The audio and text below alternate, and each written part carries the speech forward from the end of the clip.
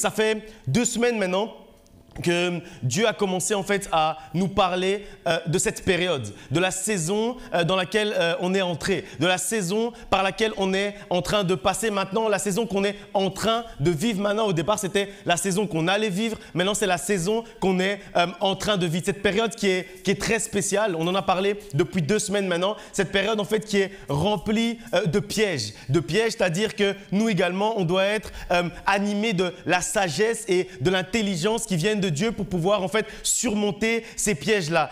Mais comme Dieu nous aime, d'un amour infini et d'un amour éternel, il nous a révélé les pièges de l'ennemi. Il nous a révélé les pièges de l'ennemi et nous a livré en fait l'ennemi et ses pièges entre nos mains. C'est-à-dire qu'on est certain d'avoir la victoire parce que Dieu nous a parlé avant que ça arrive. Avant que les pièges commencent à se présenter devant nous, Dieu nous avait déjà parlé et donc on savait comment est-ce qu'on devait agir quand ces pièges-là allaient se présenter devant nous. Et donc Dieu nous a donné les armes pour combattre ces pièges-là, les armes pour surmonter ces pièges-là. Et donc tout ce qui est révélé nous appartient. Et comme Dieu nous a révélé cette saison, Dieu nous a révélé le nom de cette saison, Dieu nous a révélé les caractéristiques et les pièges qui résident dans cette saison-là. Ça veut dire que cette saison nous appartient et que comme elle nous appartient, on peut lui donner le nom qu'on veut. Quand quelque chose t'appartient, tu peux lui donner le nom que tu as envie. Si tu achètes un animal, tu peux lui donner le nom que tu as envie. Si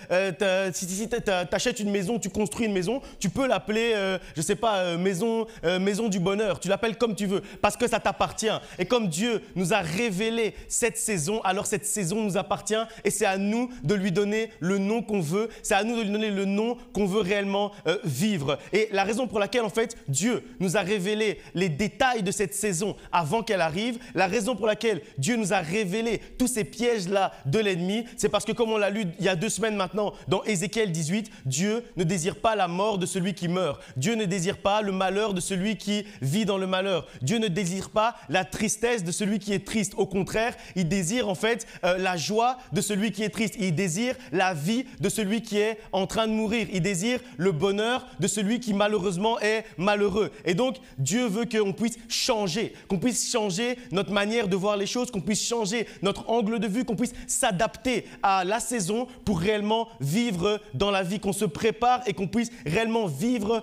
pleinement, vivre de manière abondante, vivre une vie abondante, une vie qui déborde, qu'on puisse déborder de vie. Et je ne vais pas refaire évidemment les 2 dernières prédications qu'on a eues. Vous pourrez réécouter ou relire si vous le souhaitez vos notes. Mais aujourd'hui, en fait, c'est un peu la conclusion de ces 3 semaines-là. C'est la conclusion de cette trilogie. Donc, pour ceux qui ont manqué certains épisodes, je vais juste faire un rappel des épisodes précédents. Vous savez, quand on regarde une série, si on a raté une partie d'un épisode, il y a toujours le rappel des épisodes précédents. Et donc, c'est important parce que c'est important en fait de bien comprendre ce qu'on a dit durant ces 2 dernières semaines pour bien comprendre la conclusion qu'on va apporter aujourd'hui à ce qu'on a dit durant les 2 dernières semaines. Parce qu'aujourd'hui, c'est la conclusion et pour bien comprendre la conclusion, il faut comprendre l'introduction, il faut comprendre le corps, il faut comprendre le développement. Et donc, je vais juste faire un petit rappel et puis après, on passera dans le thème d'aujourd'hui. Donc, il y a 2 semaines, en fait, ça a commencé avec une constatation. Donc, en fait, on a constaté ensemble que les experts appellent cette période, la saison dans laquelle on était en train de rentrer à ce moment-là, ils l'appellent eux-mêmes saison de dépression saisonnière ou alors de blues hivernal, de blues de l'hiver. C'est-à-dire qu'ils considèrent que c'est normal d'être triste, c'est normal d'être déprimé, c'est normal d'être malheureux durant cette saison-là à cause j'avais expliqué, à cause du temps qu'il fait, à cause du type de fêtes qui sont durant cette saison-là. Tout ça, en fait, fait qu'il y a une certaine atmosphère qui s'installe, il y a un certain climat qui s'installe et qui est propice à la tristesse, qui est propice à la dépression, qui est propice au malheur. Et donc, puisque Dieu nous a prévenu il nous a prévenu que ça allait arriver, que c'était ça en fait le premier piège de l'ennemi dans cette saison-là. Et donc il nous a révélé le plan de l'ennemi et les pièges que l'ennemi avait prévu de nous tendre durant cette saison-là. Alors on a pu changer le cours de la saison. Parce que quand Dieu nous révèle quelque chose, c'est pour qu'on puisse en changer le cours. C'est pas juste pour qu'on puisse être passif et subir en fait la saison. L'idée c'est qu'on puisse changer le cours des choses, changer le cours de la saison. saison. Et donc, on a pu ensemble appeler cette saison-là saison de joie, même si tout autour de nous nous faisait dire que ça allait être une saison de tristesse. Même si tout nous poussait à la tristesse, nous, on a fait le choix de changer le nom de cette saison-là et de l'appeler saison de joie. Et en fait, c'est ça en fait notre arme, l'arme que Dieu nous donne, l'arme que Dieu met à notre disposition pour combattre le piège de la tristesse, c'est cette joie-là, cette joie infinie, cette joie que Dieu dépose dans nos cœurs, cette joie qui ne se tarit pas, cette joie qui n'est pas dépendante des circonstances, cette joie qui n'est pas circonstancielle mais qui est continue et infinie dans notre vie. Une joie qui ne se tarit pas, une joie qui ne peut pas s'éteindre, que rien ni personne en fait ne peut éteindre, une joie qui ne dépend pas de nos problèmes, des situations qui sont autour de nous, de la crise, etc. Mais une joie en fait qui nous habite, peu importe en fait ce qui est autour de nous. Et c'est ce que Dieu nous a enseigné il y a maintenant 2 semaines et on a été enseigné à combattre la tristesse et la dépression saisonnière avec la joie que Dieu nous donne. On a pris plusieurs passages, mais je vais juste en reprendre un seul dans 1 Thessaloniciens, chapitre 5, versets 16 à 18. On va lire ensemble 1 Thessaloniciens, chapitre 5, versets 16 à 18. Soyez toujours joyeux, priez sans cesse, rendez grâce en toutes choses, car c'est à votre égard la volonté de Jésus-Christ. Ce passage, il nous dit que c'est la volonté de Dieu qu'on soit joyeux. Et donc, c'est lié avec Ézéchiel 18, dont je parlais tout à l'heure, quand on disait que Dieu ne désire pas la mort de celui qui meurt. C'est sa volonté qu'on soit joyeux, sa volonté qu'on soit heureux. Ça fait partie, en fait, du plan de Dieu pour notre vie. Ça fait partie du projet de Dieu pour ta vie, que tu puisses vivre dans la joie, que tu puisses vivre dans le bonheur et que tu aies des raisons de lui rendre grâce, comme dit ce passage. Des raisons de faire élever vers lui, faire monter vers lui des actions de grâce. C'est la volonté de Dieu pour toi. Ça fait partie en fait du plan de Dieu pour ta vie, que tu sois dans la joie. C'est cette joie-là en fait qui est la volonté de Dieu pour notre vie et qui nous permet en fait de tenir quand les situations deviennent compliquées. Parce qu'on sait qu'au fond, parce qu'on sait qu'au bout du chemin, le plan de Dieu, le projet de Dieu pour ta vie, le chemin que Dieu a tracé pour notre vie, c'est un chemin de joie malgré tout. Malgré les petites circonstances qui peuvent parfois nous enlever un peu notre joie, Dieu en fait, il a toujours déposé une joie supplémentaire pour que notre joie puisse surmonter ces situations compliquées. Et donc dans cette période difficile, c'est la volonté de Dieu pour notre vie qui nous permet de garder le cap, qui nous permet de continuer à avancer. Et le verset 18, en fait, il fait un peu le lien entre la prédication d'il y a 2 semaines et la prédication de la semaine dernière. Puisqu'entre les 2 thèmes, il y avait en fait la joie et puis après on a continué avec la louange, avec les actions de grâce. Louer Dieu et lui rendre grâce, ça fait également partie, comme nous dit ce passage, du plan de Dieu, de la volonté de Dieu pour notre vie. Donc Dieu nous donne des raisons de nous réjouir.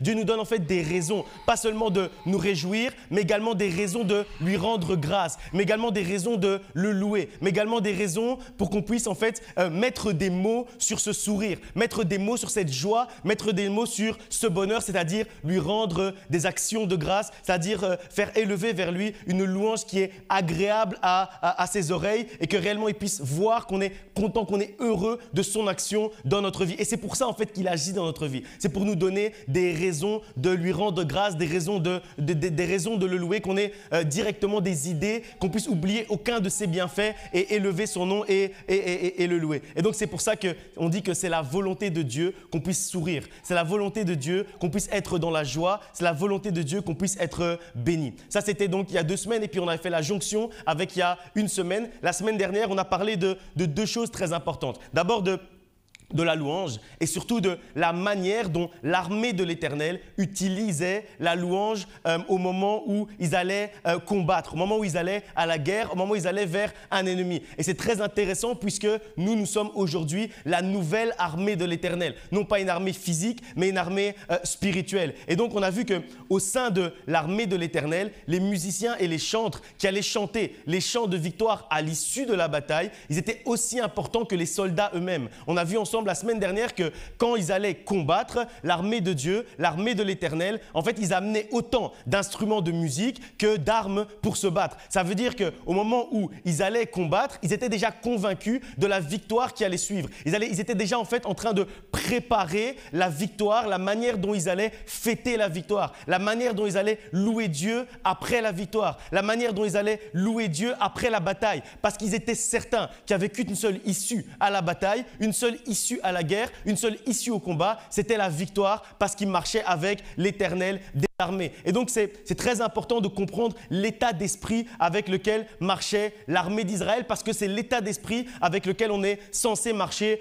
nous aussi, encore aujourd'hui, qui sommes la Nouvelle Jérusalem, qui sommes la nouvelle armée de l'Éternel. Donc ça veut dire que l'état d'esprit avec lequel on marche, c'est d'abord en fait de considérer que la victoire est la seule alternative. La victoire est la seule issue. La victoire est la seule option pour nous. Avant même la bataille, on peut déjà préparer les chants de louange, les chants de victoire qu'on va chanter à l'issue de la bataille. Parce qu'on sait qu'au bout du chemin, on a la victoire. On sait qu'au bout du chemin, on aura la victoire sur la situation. Et donc ça démontre en fait la foi. Ça démontre en fait la conviction que seule la victoire, en fait, avant même de combattre, seule la victoire est l'option. La seule option dans ta situation, la seule option dans la situation par laquelle tu es en train de passer, c'est la victoire, c'est une issue favorable. Et la deuxième raison, c'était en fait pour faire basculer, c'était en fait une stratégie de l'armée de l'Éternel pour faire basculer la peur de l'autre côté pour la prochaine bataille. Parce qu'ils savaient que s'ils chantaient assez fort, s'ils louaient Dieu assez fort, les prochains ennemis, les prochains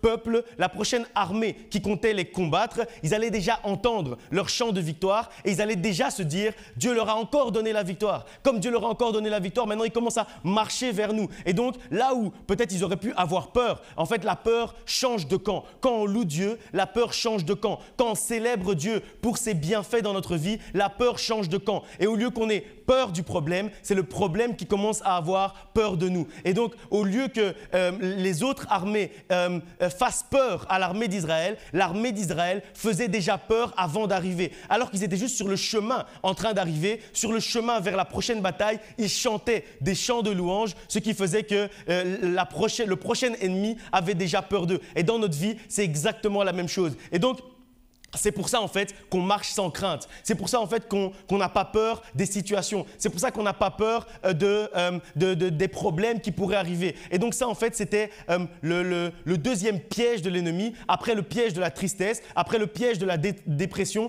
le deuxième piège c'était en fait le piège de la peur. Et je disais que la semaine dernière c'est pour ça qu'on entend beaucoup la crise, des histoires, etc. On entend beaucoup de choses en fait qui ont dit ça va arriver en 2023, ça va être encore plus compliqué. En 2023 il va se passer ça, il va se passer ça. C'est parce qu'en fait la peur, c'est le deuxième piège de l'ennemi durant cette saison par laquelle on est en train de passer. Et donc nous, on sait comment combattre cette crainte. On sait comment combattre cette peur. On sait que pour combattre cette peur et cette crainte, on a l'arme de la louange. On a l'arme de la louange et on a l'arme de la foi qu'on met dans cette louange-là. Et donc, on n'a plus peur, mais c'est le problème qui commence à avoir peur de nous. Et puis, Job, chapitre 3, verset 25, nous dit que ce que tu crains, c'est ce qui t'arrive. Et donc, la semaine dernière, on avait dit que la raison pour laquelle on ne doit rien craindre, c'est parce que justement, parce que ce passage, parce que Job 3, 25, parce que si on ne craint rien, alors il ne nous arrive rien, puisque ce qu'on craint, c'est ce qui nous arrive. Ce dont on a peur, c'est ce qui nous arrive. Donc on doit avoir peur de rien, on doit marcher sans crainte, parce qu'alors il nous arrive rien de mal. L'atmosphère en fait de louange dans notre vie bannit en fait la crainte de notre vie, bannit en fait la peur de notre vie. La louange chasse la peur parce qu'on sait qu'on marche dans la victoire, on sait qu'on ne marche pas vers la victoire, mais qu'on marche dans la victoire.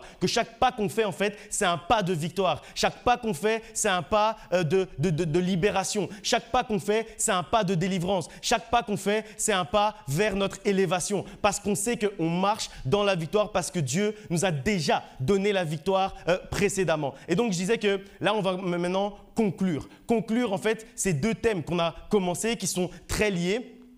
durant cette semaine, en fait, j'ai étudié justement la conclusion pour ces deux thèmes-là et j'ai étudié l'étymologie du mot louange. Pourquoi? Parce qu'on a dit la semaine dernière que la clé de tout ça, c'était la louange. On a dit que la clé, en fait, pour ne pas avoir peur, c'était la louange. Mais on a dit également, à la première semaine, on a dit que la louange nous donne la joie et que quand on est joyeux, alors on commence à louer. Donc, en fait, on voit que le fil conducteur de tout ça, c'est réellement la louange. Et donc, la louange, en hébreu, se dit Juda. Et donc, durant, sans S, Juda, J-U-D-A. Et donc, pendant cette étude, j'ai travaillé sur ce que nous dit la Bible par rapport à Juda, par rapport à la tribu de Juda. Et donc, on va prendre un passage ensemble, un passage qui semble un peu banal, mais quand on va le lire ensemble, après, on va le travailler ensemble, on va l'étudier ensemble et on va voir que c'est un passage qui est très profond. Matthieu chapitre 1, verset 1 jusqu'au verset 3. Matthieu 1, 1 à 3.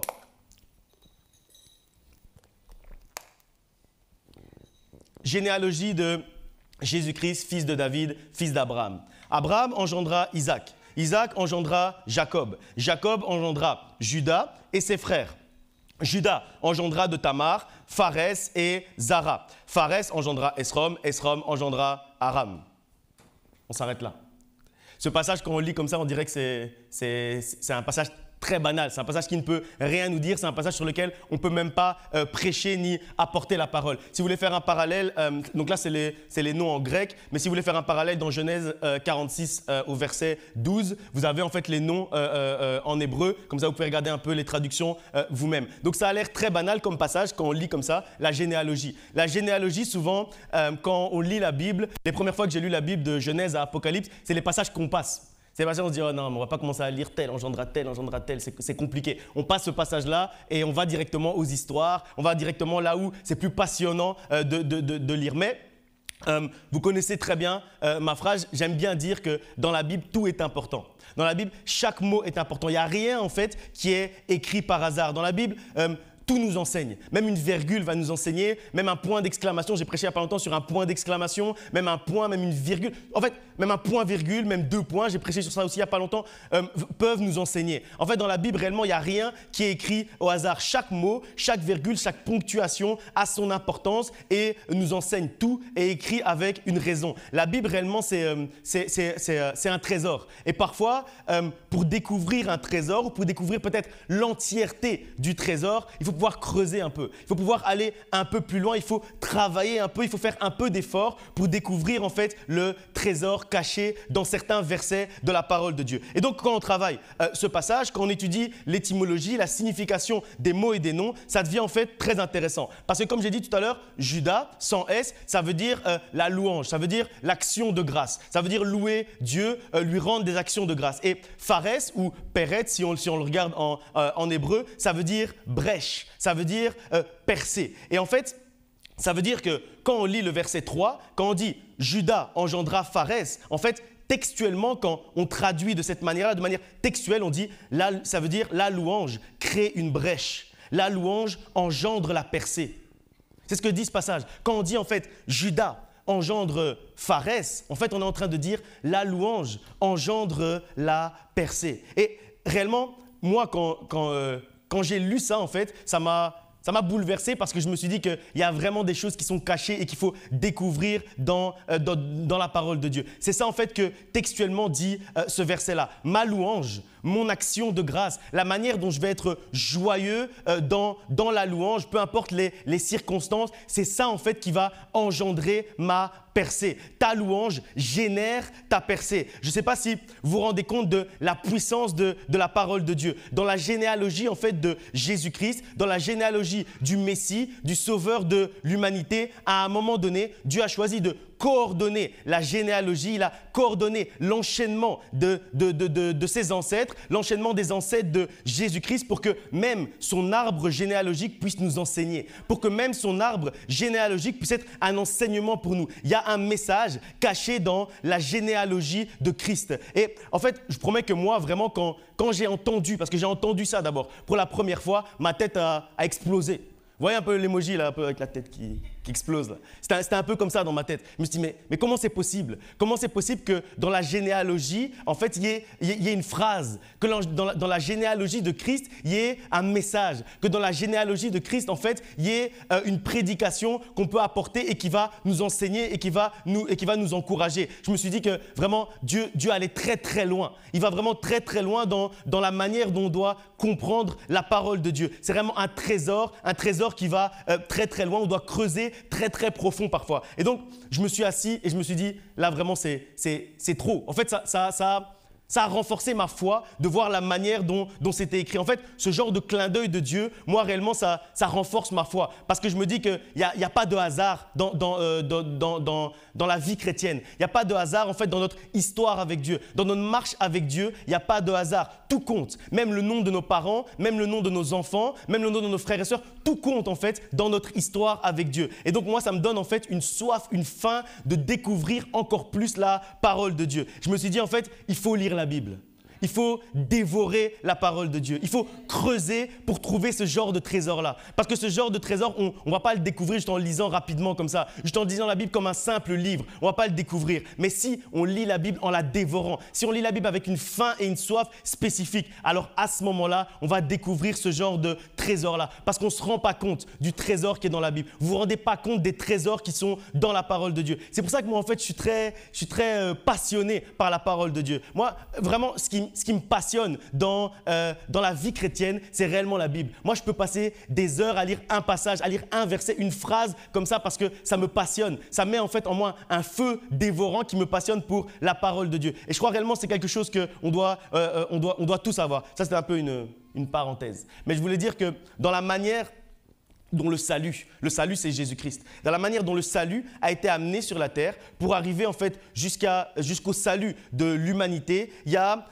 un message qui dit en fait que la louange engendre la percée. Ça veut dire que pour arriver jusqu'au salut qui est la victoire ultime, qui est la résurrection de Jésus-Christ, ça passe en fait, cette victoire-là, elle passe par la louange qui amène une brèche et cette brèche-là va s'ouvrir et à un moment donné, elle va devenir une percée pour nous. Et donc, la généalogie de Jésus-Christ, Emmanuel, Dieu est avec nous, l'agneau immolé qui ôte le péché du monde. Quand on comprend tous les noms de Jésus-Christ, en fait, on comprend que sa généalogie, en fait, c'est un message pour nous. Sa généalogie, c'est un message pour toi. La généalogie de Jésus nous apprend en fait quels sont les effets de la louange et de l'action de grâce dans notre vie. Et ça veut dire que pendant que tu loues ton Dieu, en fait, la louange, elle est en train de créer une brèche. Ça veut dire qu'en fait, la louange, c'est comme une pioche. Ça veut dire que tu es en train de louer ton Dieu et il y a une brèche qui est en train de se créer pour que tu puisses passer. En fait, il y a une brèche qui va laisser, quand j'essaie d'imager un peu ça, laisser entrer la lumière dans ta situation qui est compliquée, dans ta situation qui est ténébreuse, dans l'obscurité dans laquelle tu es. Si tu es dans l'obscurité et que tu commences à louer, en fait, cette louange, elle commence à être comme une pioche et frapper sur le voile qui fait qu'aujourd'hui, tu es dans l'obscurité, que tu es dans les ténèbres. Et donc, elle crée une brèche pour que la lumière commence à entrer. Et c'est cette brèche-là qui va t'amener à pouvoir percer et sortir de ce problème et sortir de cette situation-là. Et donc, quand j'essaye d'imaginer un peu ce passage, c'est vraiment ça que je vois. Je vois vraiment ça comme si en fait, on est dans une saison qui est grise, dans une saison qui est noire, dans une saison qui est ténébreuse. Et Dieu, en fait, a commencé d'abord à nous parler de la joie. Donc après, on a commencé à être dans la joie. Ensuite, après, Dieu a commencé à nous parler de la louange. Donc on a commencé en fait à le louer d'une manière particulièrement joyeuse, d'une manière spéciale. Et puis, malgré la période compliquée, malgré l'obscurité de la saison par laquelle on était en train de passer,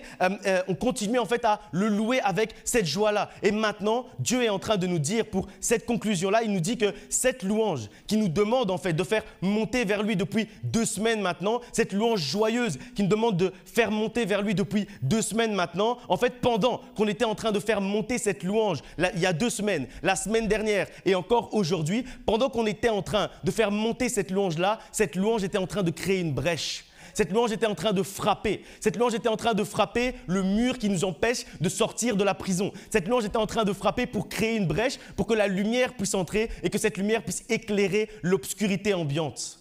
Et en fait, c'est pour ça que Dieu nous a révélé la saison et puis après, il nous a amenés jusqu'à aujourd'hui. Petit à petit, il nous a amenés jusqu'à aujourd'hui. Pendant qu'on était en train de louer, on ne louait pas juste. On était en train de piocher. On était en train de frapper. On était en train de frapper la pierre pour que la brèche puisse s'ouvrir et qu'on puisse s'engouffrer dans cette brèche-là et qu'on puisse percer pour chasser l'obscurité ambiante. Parce que les ténèbres et la lumière ne peuvent pas cohabiter. Ça veut dire que dès qu'il y a une petite brèche dans laquelle la lumière peut rentrer, la lumière va prendre toute la place. La lumière va prendre toute la place et chasser l'obscurité, chasser les ténèbres. Donc ça veut dire que même si la situation par laquelle tu passes semble noire et insoluble, tu dis qu'il n'y a pas de solution qui est possible. Même si la nuit est noire et que tu ne peux pas voir le bout du tunnel tellement qu'il est noir, loue et sois joyeux.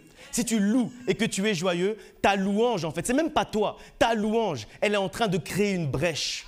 Ta louange est en train de créer ta percée. Ta louange, en fait, est en train d'initier ta percée. Ta louange est en train de te faire sortir de cette situation-là. Et donc, si on est dans une période qui est triste et obscure, comme j'ai dit tout à l'heure, et qu'on commence à louer avec joie, une brèche est en train de se créer et la lumière de Dieu, Dieu qui est lui-même la lumière, est en train d'entrer à cet endroit-là. Et ça, en fait, c'est le début de la délivrance parce que la louange, en fait, engendre la percée. C'est ce qu'on a lu tout à l'heure. Et si tu résistes à cette période-là, si tu résistes à cette saison-là, en fait, avec les armes que Dieu t'a données, que Dieu nous a révélées depuis 2 semaines maintenant, c'est la percée qui nous attend. C'est la percée en fait qui t'attend. Donc toi, au cœur de cette tristesse ambiante, au cœur de cette situation compliquée, toi tu restes joyeux. Toi tu es joyeux malgré tout. Tu conserves cette joie que Dieu t'a donnée. Toi tu rends en fait des actions de grâce. Toi tu loues ton Dieu pour ce qu'il fait et pour ce qu'il a fait et pour ce qu'il fera dans ta vie. Et cette louange, cette joie que tu dégages par la louange, ils sont en train en fait de créer une brèche par laquelle toi tu vas t'engouffrer pour être délivré et pour sortir de cette situation-là. Une brèche qui est le début de ta percée. Et là maintenant, en fait, je comprends beaucoup mieux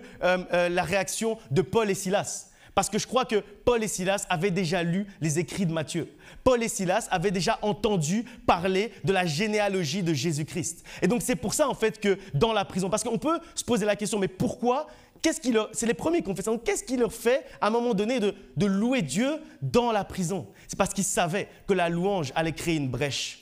Ils savaient que la louange allait créer en fait le trou par lequel ils allaient passer pour sortir et pour être délivrés. Et donc ils avaient déjà entendu la généalogie de Jésus-Christ. Et comme ils connaissaient la généalogie de Jésus-Christ, alors ils savaient que la louange engendre la percée, que la louange engendre la brèche, que la louange crée la brèche. Et c'est pour ça en fait qu'au moment où ils étaient en prison, ils ont pas commencé à prier fort, ils n'ont pas commencé à argumenter, à expliquer qu'ils n'avaient rien fait, qu'ils devaient sortir, etc. Tout ce qu'ils ont fait, ils ont commencé à louer. Parce qu'ils savaient ce que cette louange allait créer. Ils savaient que cette louange, ils n'avaient pas besoin d'une pioche pour casser le mur. Ils avaient juste besoin de la louange. Parce que la louange, c'était la meilleure pioche qu'ils avaient devant eux. La louange, c'était le meilleur outil pour pouvoir sortir de cet endroit-là. Parce que la louange engendre la percée. Donc, s'ils le louent en prison, si tu le loues en prison, s'il restait joyeux, si tu restes joyeux même en prison, la louange, ils savaient que la louange allait créer une brèche dans les murs de la prison. Et dans ta vie, c'est exactement la même chose. La louange que tu vas faire élever vers ton Dieu va créer une brèche dans les murs de la prison qui t'entoure. La louange, en fait, va briser les chaînes. C'est pour ça aussi qu'on dit que la louange brise les chaînes. En fait, ça ne vient pas de rien, ça vient de ça. Ça vient de Judas engendra Pharès. Et donc, si tu restes dans cette atmosphère de louange-là, en fait, tu vas toujours être délivré parce que la louange sera continuellement en train de créer une brèche pour toi. Et je trouve vraiment ça incroyable ce que ce passage nous dit et ça doit nous encourager à tenir bon. Peu importe l'obscurité ambiante, peu importe la difficulté par laquelle on passe, en fait ça doit nous encourager à tenir bon quoi qu'il arrive parce qu'au bout de la saison compliquée, au bout de la saison d'obscurité, ce qu'on va voir en fait c'est la percée. C'est la percée qui nous attend après cette saison-là. Et donc on peut déjà nommer le nom de la prochaine saison. La saison par laquelle on passe, peut-être qu'elle est compliquée. Mais si on change le nom de la saison en disant cette saison-là, c'est pas tristesse. Cette saison-là, c'est pas malheur. Cette saison, en fait, c'est louange, louange joyeuse. Et si on change la saison, le nom de la saison en louange joyeuse, la prochaine saison, le nom, en fait, il découle de source. Parce qu'après, la louange joyeuse, c'est toujours la percée. Ça veut dire que ta prochaine saison, la saison qui t'attend, c'est la saison de la percée. Après la saison de la louange joyeuse, c'est la saison de la percée qui t'attend. Parce que Juda a engendré Péretz ou Pharez. Et donc, il y a une brèche. Si tu persistes dans la louange, si tu persistes, si tu demeures dans la louange, il y a une brèche qui est en train de se créer pour toi, une brèche qui est en train de se créer pour ta percée. Cette saison, c'est une saison compliquée. On l'a déjà dit, on a déjà beaucoup parlé sur ça. Mais si tu crées cette brèche-là durant la saison, tu vas bénéficier des effets de la brèche durant la prochaine saison. Et donc, cette brèche-là va s'ouvrir jusqu'à ce que ça puisse devenir une percée. Non, je crois que vous n'aimez pas saisir, vous, en fait. En fait, je vous dis que cette saison, elle est peut-être compliquée, mais la prochaine saison, si vous continuez à louer Dieu durant cette saison, la prochaine saison, c'est la saison de votre percée. La prochaine saison, c'est la saison de ta percée. C'est la saison où tu vas percer, où tu vas sortir et où tu vas voir la lumière de Dieu. C'est la saison, en fait, où on ne peut plus te retenir. C'est la saison où on ne peut plus t'enfermer. C'est la saison où on ne peut plus t'enfermer dans une prison. Parce que durant la saison de la prison, toi, tu as loué ton Dieu. Durant la saison de la prison, toi, tu as pioché avec la louange. Tu as pioché et tu as cassé les murs. Et comme tu as cassé les murs, après ça, tu sors. Et après ça, c'est la percée. Et la percée va t'amener de gloire en gloire, d'élévation en élévation. Et je crois réellement qu'il faut saisir ça. Je crois que c'est quelque chose qu'on doit saisir maintenant durant cette saison-là. Dis un peu à ton voisin, loue Dieu, parce que ta louange engendre la percée. Parce que Juda engendre Pharez. Retenez bien les noms, c'est important. Juda engendre Péretz, si vous voulez dire en hébreu. Et Juda engendre Pharez, si vous voulez dire en grec. Et la raison pour laquelle ça arrive, ce n'est pas le hasard, ce n'est pas parce qu'on s'est bien comporté. La raison pour laquelle ça arrive, la raison pour laquelle on va vivre, on proclame maintenant qu'on va vivre la saison de percée durant la prochaine saison, c'est parce qu'on aura préparé cette percée. Une percée, ça se prépare. C'est-à-dire quelqu'un qui veut... Vous connaissez la série Prison Break? Moi, j'aime bien parce que c'est autour d'un ingénieur, donc j'aime bien un peu cette série. Enfin, j'aimais bien parce que c'est fini. Dans cette série, en fait, on voit l'importance de la préparation quand on veut s'évader. Ça veut dire le gars va tatouer les plans de la prison sur son corps, etc. Donc, il s'est préparé pendant, je ne sais pas, des mois ou voire même une année, je ne sais même pas combien de temps, pendant longtemps, pour pouvoir arriver à rentrer dans la prison, prendre son frère et sortir avec lui et percer avec lui. Ça veut dire que la percée, ça se prépare. Et ça veut dire qu'en fait, là où l'ennemi a essayé de nous faire croire que la saison par laquelle on passait, c'était une saison de tristesse, nous, on a compris que c'était une saison de préparation. En fait, il a essayé de nous faire croire qu'on devait être malheureux durant cette saison. Mais nous, on a compris qu'on ne doit pas être malheureux, on doit se préparer. On doit se préparer à quoi? À la percée.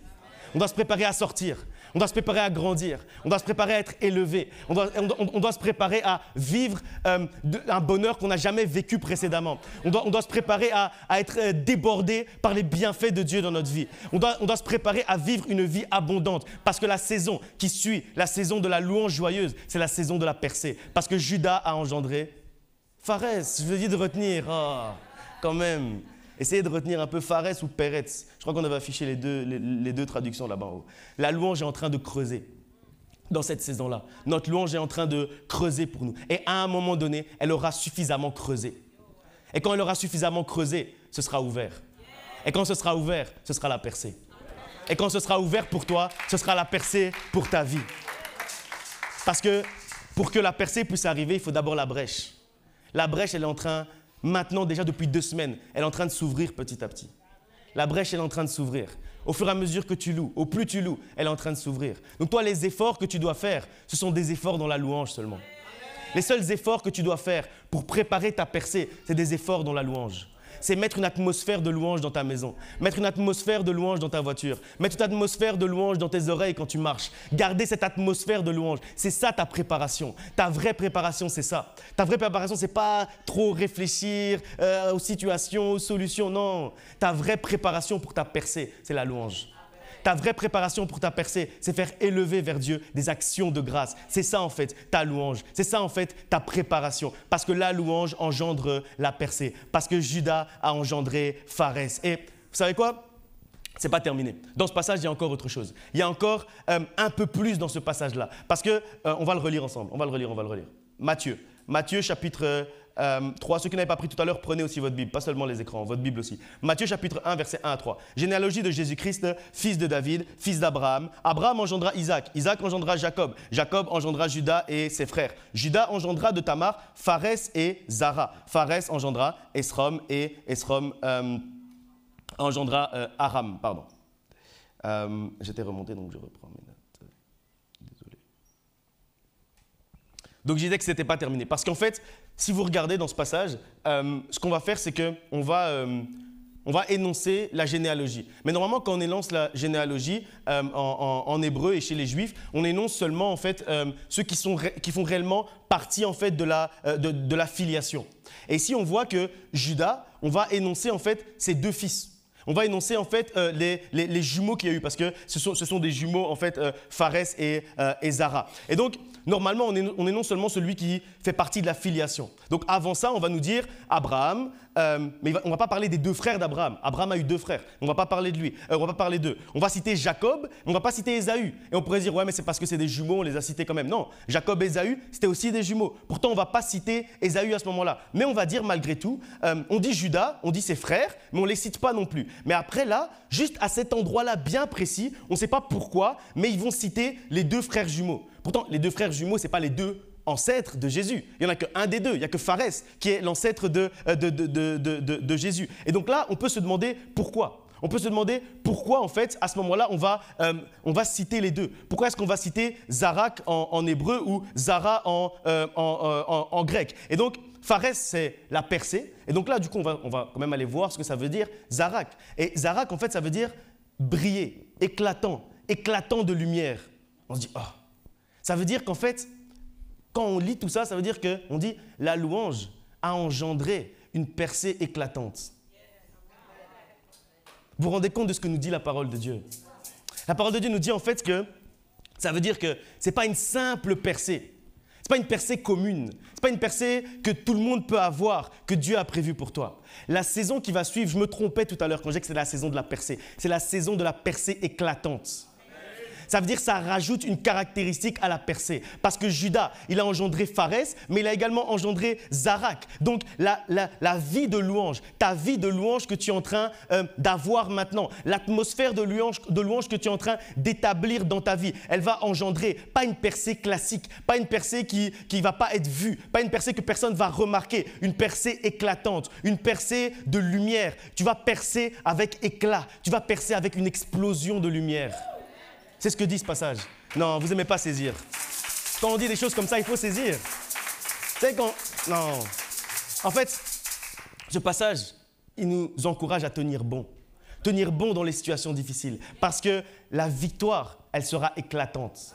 Ce ne sera pas une simple victoire. La victoire sera éclatante de lumière. Parce que si tu restes dans Judas, Dieu a prévu pour toi Péretz et Zarak. Ça veut dire que si tu demeures dans la louange, dans la joie et dans l'action de grâce, c'est la percée avec éclat qui t'attend. C'est la percée éclatante qui t'attend. Et je pensais que vous alliez saisir justement cette percée éclatante. Je pensais que tu allais saisir cette victoire éclatante. Cette victoire qui va au-delà de ce que tu peux attendre, de ce que tu peux penser, de ce que tu peux imaginer. Proclame ta saison de victoire éclatante. Proclame ta saison de percée éclatante. Et c'est ça la conclusion en fait. C'est ça en fait la conclusion de ces 3 dernières semaines. Et honnêtement, j'ai rien à ajouter de plus. Parce que la parole de Dieu se suffit à elle-même. Je ne veux rien ajouter de plus si ce n'est cette généalogie de Jésus-Christ. Est-ce que je dois encore ajouter quelque chose? Est-ce que je dois encore dire quelque chose? Est-ce que la parole de Dieu ne se suffit pas à elle-même? La parole de Dieu se suffit à elle-même. Même les passages qu'on passe, la parole de Dieu se suffit quand même à elle-même. Et donc, on va commencer déjà à prier. Si tu demeures, je vais juste faire un petit rappel de ce que je viens de dire, juste réexpliquer. Si tu demeures dans la louange, malgré les circonstances, malgré les problèmes, malgré tout ce qui peut t'arriver, si malgré qu'on a appelé cette saison dépression saisonnière, toi tu choisis de demeurer dans la louange et dans l'action de grâce, si malgré les problèmes tu continues à louer ton Dieu avec joie et que tu demeures sans crainte, comme on l'a dit tout à l'heure, mais que tu as la conviction, la foi que ça va aller, que Dieu va t'amener vers la victoire, alors sache que ce qui t'attend, il n'y a pas d'autre alternative, il n'y a pas d'autre option, il n'y a pas d'autre solution. Ce qui t'attend, c'est une percée, c'est la percée. Et ce n'est pas n'importe quelle percée, c'est la percée éclatante parce que Judas engendra Pharès et Zara. Et vous savez quoi d'ailleurs, là je fais une petite parenthèse, jeudi c'est Thanksgiving, donc Action de grâce, et la semaine prochaine, on a déjà prévu le culte d'Action de grâce. Dimanche prochain, on avait déjà dit que c'était un culte qui allait être centré sur la louange et sur l'Action de grâce. Et je peux vous promettre que vraiment, on n'avait pas planifié les prédications à l'avance. On n'avait pas dit, ok, on va prêcher comme ça on arrive jusqu'à la louange et l'Action de grâce. Mais c'est Dieu en fait qui avait organisé les choses comme ça. C'est-à-dire chaque semaine, il nous révèle petit à petit ce sur quoi on doit apporter la parole. Et quand il nous révèle, on commence à comprendre le fil conducteur. Au début, en fait, on ne comprend pas. Au début, en fait, on voit juste une prédication, après une deuxième, et puis une troisième, et puis c'était ça. C'est là où on nous amène. C'est pour ça que Dieu nous avait mis à cœur de faire cette action de grâce dimanche prochain. Et donc, du coup, j'espère que vous avez déjà prévu votre action de grâce. J'espère que vous avez déjà prévu la louange que vous allez chanter la semaine prochaine. J'espère que vous avez déjà prévu le témoignage que vous allez donner la semaine prochaine. Parce que c'est Dieu qui nous a révélé son plan petit à petit. Parce que j'avais déjà dit ça il y a quelques temps, peut-être une année ou deux. J'avais dit que, en fait, là où l'ennemi a un plan, c'est vrai, mais la tactique de Dieu surpasse le plan de l'ennemi. Et donc, en fait, l'ennemi avait un plan pour cette situation. Il avait un plan pour cette saison. Mais Dieu avait une stratégie qui dépassait ce plan-là. Et sa stratégie, c'est de nous faire passer par la joie, puis la louange, être sans crainte et ensuite nous amener à la percée. Ça, c'était la stratégie de Dieu. Et c'est ce que Dieu est en train de faire. Donc, j'espère vraiment que vous avez déjà pensé à votre témoignage, à votre action de grâce, à votre louange pour la semaine prochaine. La manière dont vous allez être joyeux la semaine prochaine. Vous imaginez déjà comment vous allez faire parce qu'on doit comprendre et on doit savoir, on doit être convaincu. Tu dois savoir que c'est cette louange-là, cette action de grâce que tu vas faire monter vers ton Dieu la semaine prochaine. C'est ça en fait qui va être le début de ta percée éclatante. C'est la première étape pour la brèche, pour créer la brèche qui va t'amener à la percée. C'est cette louange-là que tu vas faire monter vers Dieu la semaine prochaine. La première étape qui va fissurer ta situation et te permettre de commencer à sortir pour que tu commences à voir la lumière entrer dans cette situation-là et que tu commences à percer. C'est réellement ta louange que tu vas faire monter vers ton Dieu la semaine prochaine. Je vais m'arrêter là. Je dis rien de plus aujourd'hui et vous n'allez rien entendre de mieux aujourd'hui. On va se lever, on va prier.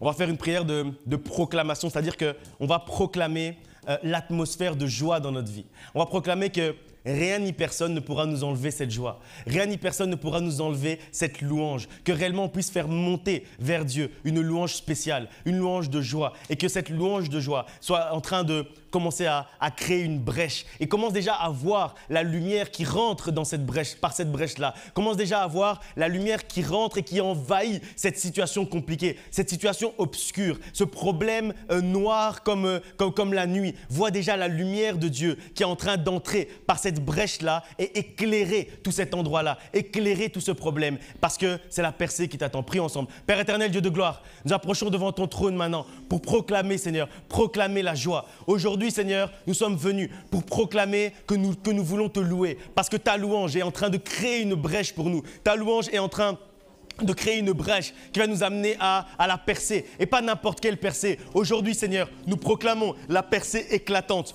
Aujourd'hui, Seigneur, nous proclamons la percée avec éclat. Aujourd'hui, Seigneur, nous proclamons que ta lumière est en train de remplir nos vies. Aujourd'hui, Seigneur, nous proclamons que ta lumière est en train de remplir toutes les situations compliquées de notre vie. Aujourd'hui, Seigneur, nous proclamons que ta lumière est en train de remplir tous les problèmes obscurs de notre vie, tous les problèmes ténébreux de notre vie. Aujourd'hui, nous proclamons que ta lumière est en train d'entrer parce qu'aujourd'hui, nous avons choisi de te louer. Parce qu'aujourd'hui, nous avons choisi de nous approcher vers toi, de toi avec des chants de louanges joyeux, des chants aujourd'hui, Seigneur, que Seigneur, nous apportons vers toi comme des actions de grâce. Aujourd'hui, Seigneur, que notre louange soit une action de grâce. Aujourd'hui, Seigneur, que notre louange soit une action de grâce qui monte vers toi. Qu'aujourd'hui, Seigneur, cette louange puisse monter vers toi. Qu'aujourd'hui, Seigneur, cette louange de joie puisse monter vers toi. Afin, Seigneur, que la brèche puisse se créer maintenant. Afin, Seigneur, que la brèche, Seigneur, se crée maintenant. Je proclame, Seigneur, que la brèche est en train de se créer. Je proclame, Seigneur, la délivrance. Je proclame, Seigneur, Seigneur, la percée.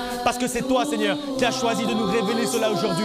Parce que c'est toi, Seigneur, qui as organisé ta généalogie pour qu'aujourd'hui, nous puissions recevoir ce message. Pour qu'aujourd'hui, nous puissions recevoir ce message de délivrance. Qu'aujourd'hui, nous puissions recevoir ce message de percée. Qu'aujourd'hui, Seigneur, nous puissions recevoir ce message d'élévation. Alors aujourd'hui, nous proclamons la percée. Que rien ni personne ne puisse rester derrière. Mais que chaque enfant de la promesse, que chaque fils, que chaque fille de la promesse, aujourd'hui, Seigneur, puisse entrer dans sa saison de percée. Aujourd'hui, Seigneur, cette saison, Seigneur, nous l'utilisons comme une saison de préparation. Nous préparons la percée maintenant. Nous préparons l'élévation maintenant. Nous préparons le bonheur maintenant. Nous préparons la victoire maintenant. Et nous proclamons que la prochaine saison, c'est la percée qui nous attend. Nous proclamons, Seigneur, que la prochaine saison, c'est une saison de percée pour nous. C'est une saison, Seigneur, où nous allons voir ta gloire. C'est une saison, Seigneur, où nous allons voir ta main. C'est une saison, Seigneur, où nous allons voir, Seigneur, ton bonheur. C'est une saison, Seigneur, où nous allons marcher dans la victoire. Et rien ni personne ne pourra nous remettre sous un joug étranger. Rien ni personne ne pourra nous remettre sous le joug de la défaite. Rien ni personne ne pourra nous remettre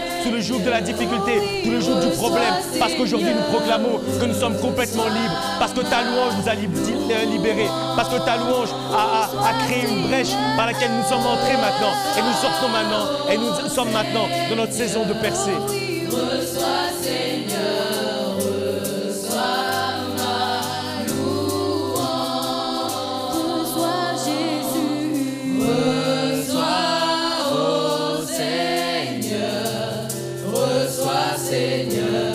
Reçois ma louange.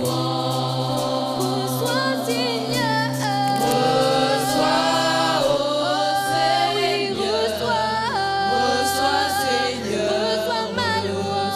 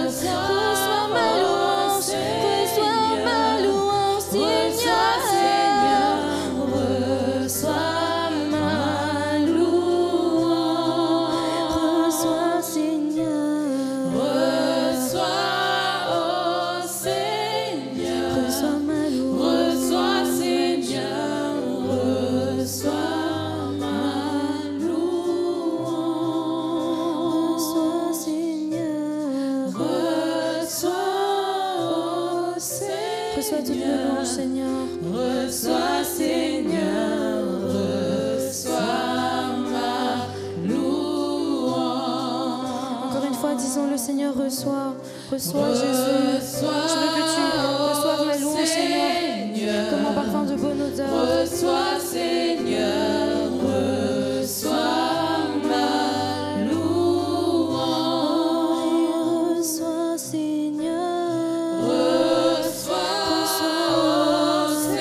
Seigneur, reçois, Seigneur, reçois ma louange.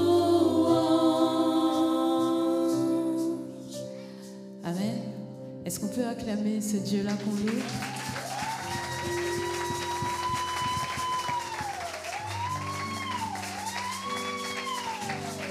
Il y a quelqu'un qui a compris. Ok.